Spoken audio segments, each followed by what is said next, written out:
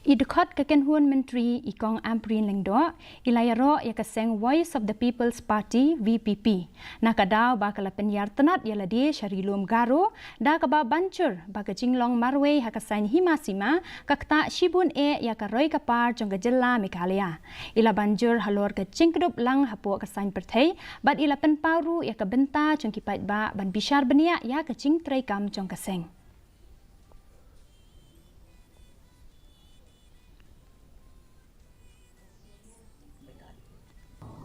Any political party operating within the state of Meghalaya is authorized to do whatever it wants.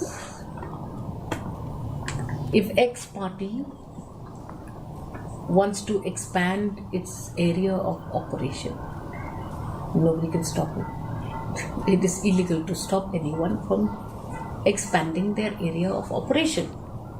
As far as I remember, there was a very unfortunate scenario during the MP elections which was not very healthy for the state of Meghalaya when political parties isolate themselves regionally.